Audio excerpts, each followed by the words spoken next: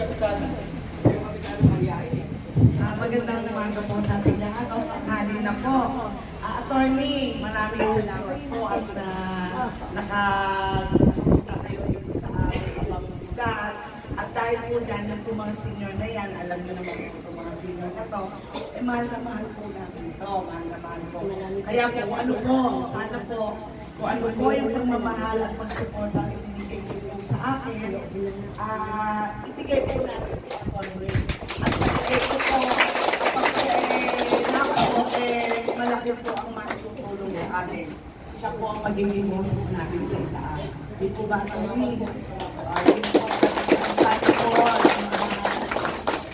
Yun lang po at maraming salamat po sa mga na pupunta nyo dito. Salamat ka po. Salamat po sa inyong mabuting salita. At siguro, may dagdag ko lang, mainam din siguro na may katuwang ang isang pagbulakid yung nasa Senado, si Senador Joel Villanueva, pag tayo po ay natulungan ninyo at kakatawanin ko rin yung interest ninyo dito at dito sa atin sa Bulacan at dito sa atin sa Central Luzon.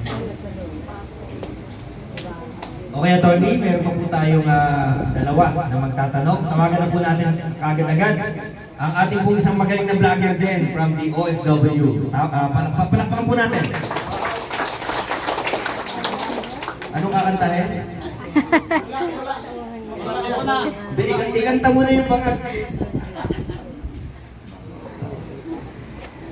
Magandang umaga sa ating lahat. Tanghali na, nauna na. Pinasabot ni PPI kahapon, ano ang reaction nito tungkol kay Pinay? Pili na lang. Yung napanood ko, hindi yung buong mahaba, yung hours sa ating tumakbo, yung kanyang press conference. But what I can say is, hindi pinahalagahan ng ibang Marcos yung kanyang napakabuting Vice Presidente. At wala naman dapat pagkakadiferensyahan kung kanya lamang sinabihan yung kanyang pinsan na lumayan muna at napakaaga yung kanyang pangarap na maging Pangulo ng Republika ng Pilipinas. Alam mo ninyo, at alam mo higit sa lahat, as alam ninyo ito kaysa sa akin, sa buhay, kahit po anong plano mo, kung hindi ka nakadestino doon sa posisyon o sa paruroonan na pinatahak mo, kahit anong gawin mo, hindi mapupunta sa iyo. At ang masakit yun, sinisira mo ang buong estado para lang mapunta ka doon sa posisyon na pinapangarap mo. Yun po ang masakit doon, yun po ang masaklap doon. So hindi ko masisisi si Vice Presidente Sara Duterte sa kanyang paglalahad ng salubin. At meron naman siyang karapatan sapagkat araw-araw walang gawin ang ating Kongreso kung iwakan si ipitin at sirain si Vice Presidente Sara Duterte sa pamamagitan ng walang kakukurang mga hearing na nagtinistulang sirkus na. Kaya nga dapat tayo manawagan, itigil na yung sirko sa Kongreso. Oras na magtrabaho dahil gutom na at hirap na ang mamamayang Pilipinas. Meron ba? At ayun yung isa pa. Ano masasabi mo doon sa hamon ni dating Pangulong Duterte na sagutin ang lahat ng akusasyon ng Quadcom na yung nakakaranasan na?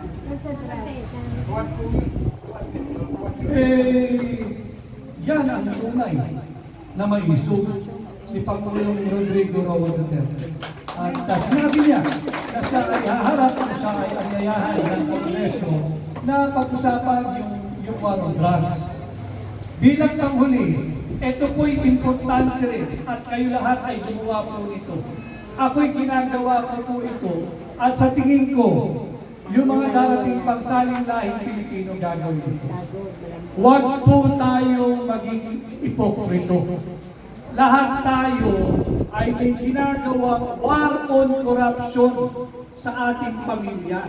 Araw-araw, tinitingnan natin yung ating mga kasambahay.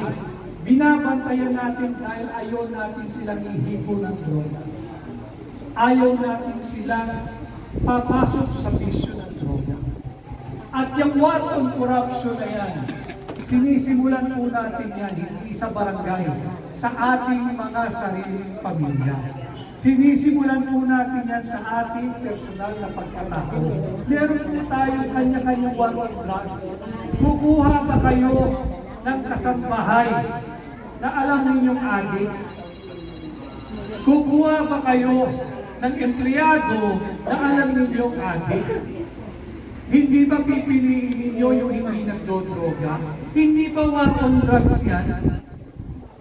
War on drugs yan. Hinahanap natin yung matitinong tao na makakasama natin sa buhay.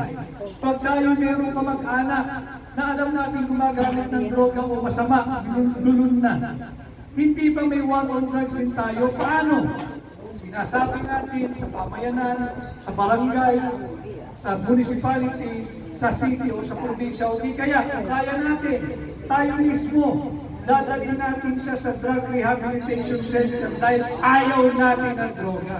Kaya wag po tayo mag-ipokrito na itong war on corruption, hindi lamang po dapat gobyerno gumagawa nito. Dahil araw-araw, bawat matinong Pilipino, may sariling krusada, may sariling war on drugs. Okay, thank you. At yung last na magtatanong po natin, natawagan natin, palakpakan po natin si Sir Bunel. Palakpakan po. Opo, magandang tanghali na po pala sa ating lahat, especially po kay Atty. Dave. Idol ko yan yan. So sa akin po, based po sa naging experience ko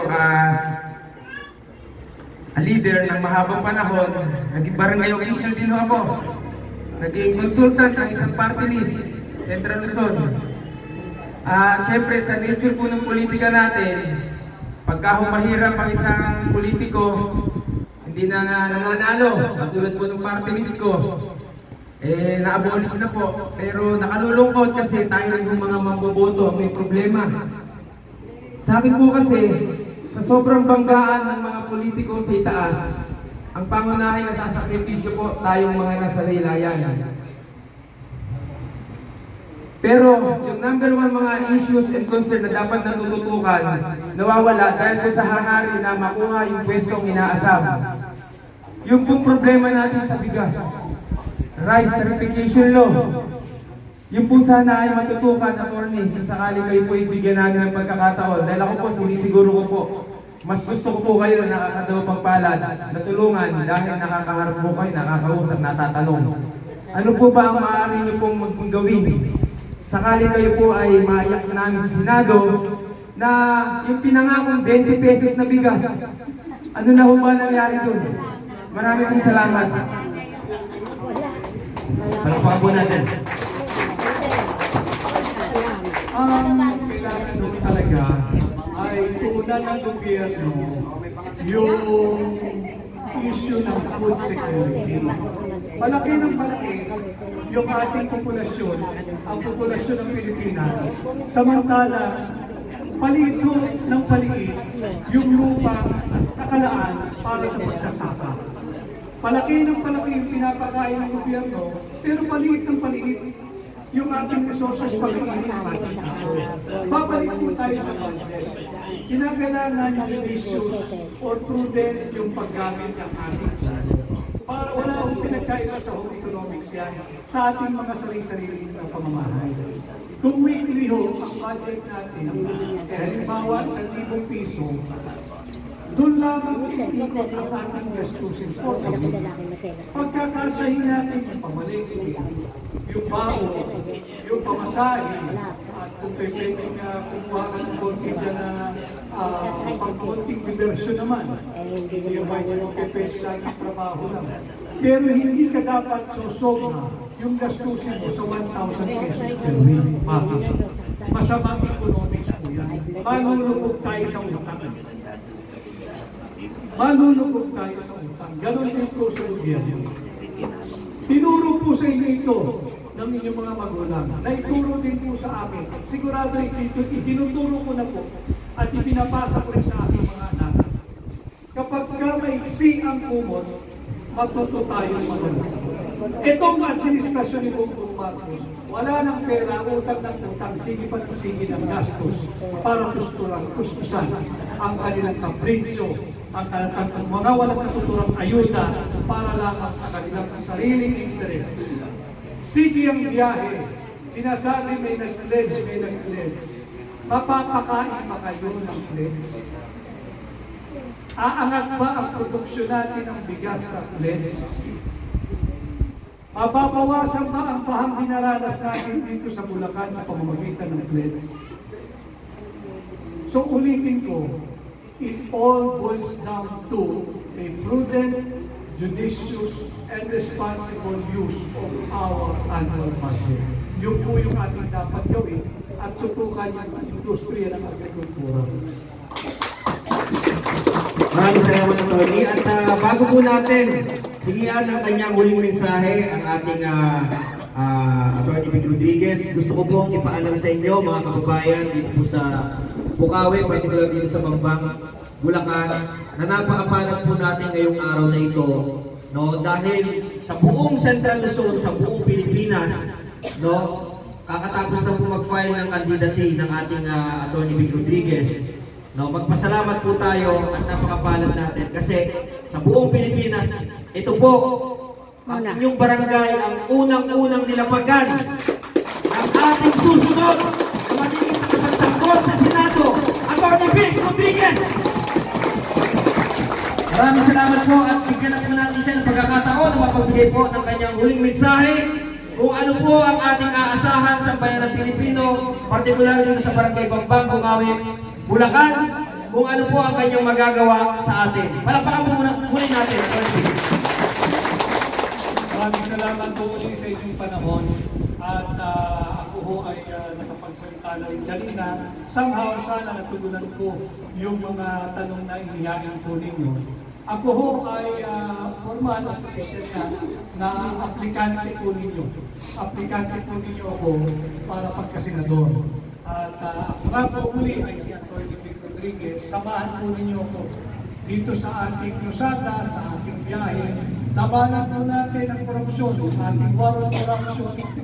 Ako po ang kumakatawan sa tunay na posisyon at ang layunin ko, kagaya rin po nung layunin ninyo, nung kayo hindi pa mga senior citizens, magkaroon tayo ng mabuting pamamuan, yung good governance, tungo sa mabuting pamamuan.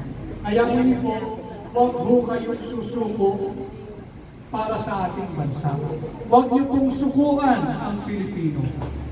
Let us not give up our hopes and aspirations for the country.